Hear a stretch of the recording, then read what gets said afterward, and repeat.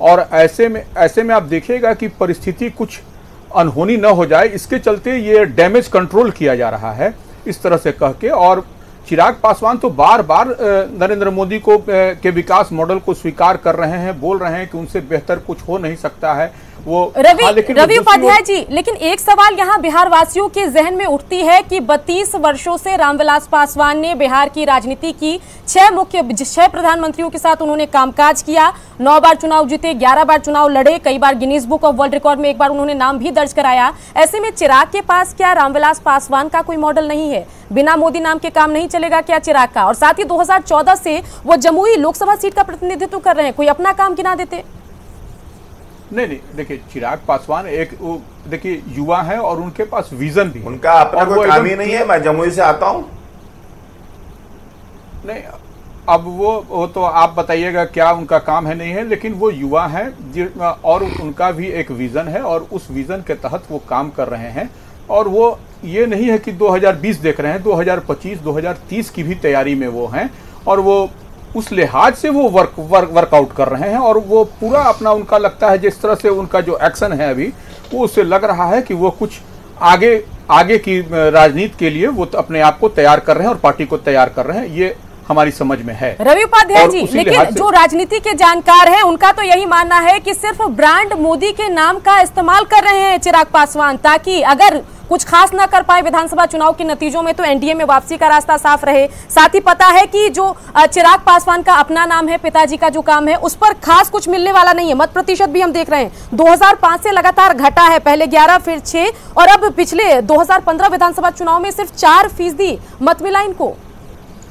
देखिए वो सिकंदर जी, ऐसा है कि वो जो वोट है वो वोट का ट्रांसफर कैपेसिटी भी है लोजपा में, वो चिराग पासवान में, वो जानते हैं। देखिए नरेंद्र मोदी के नाम पर तो सारे लोग लगे हुए हैं कि नरेंद्र मोदी ने विकास किया, इसको सब लोग एक्सेप्ट भी करते हैं। तो चिराग पासवान कर रहे हैं तो कि नरेंद्र मोदी के हम हनुमान हैं या नरेंद्र मोदी के विकास मॉडल की वो बात करते हैं, तो वो कोई गलत नहीं करते हैं क्योंकि वो केंद्र में है, वो एनडीए में बने हुए। लेकिन उनके बाद, उनके पिता के जाने के बाद जो मंत्रालय खाली हुआ था उसको तो किसी बीजेपी के नेता को ही दे दिया गया। नहीं, अभी तो दे नहीं दिया गया है, अभी वो तत्काल दिया गया है। अभी तो कोई इस तरह से हुआ नहीं है ना कि पोर्टफोलियो जो है तो किसी और को मने। लेकिन खबर है कि जेडीयू लगी है कि जो केंद्र में भी इनकी जो साठगांठ है, इनका जो गठबंधन है, उससे एलजेपी को बाहर किया जाए। नहीं, वो देखिए वो सब तो अंदर खाने की बात है, क्या हो रही है वो हम लोग को नहीं मालूम।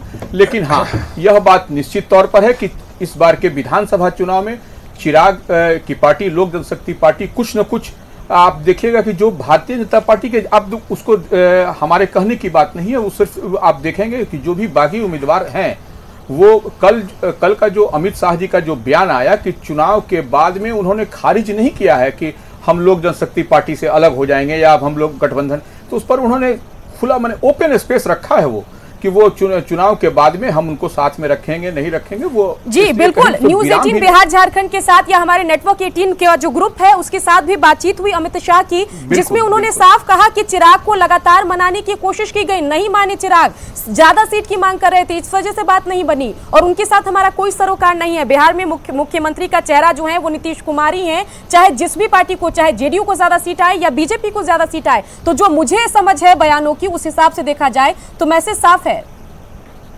लेकिन एक बात उन्होंने और भी कहा था सिकंदर जी कि वो अगर चुनाव के बाद में जो नतीजे आते हैं उसके बाद में हम लोग अगर पूछने पर, आपके ही चैनल पे हमने देखा था कि न्यूज़ 18 पे कि कल की बात है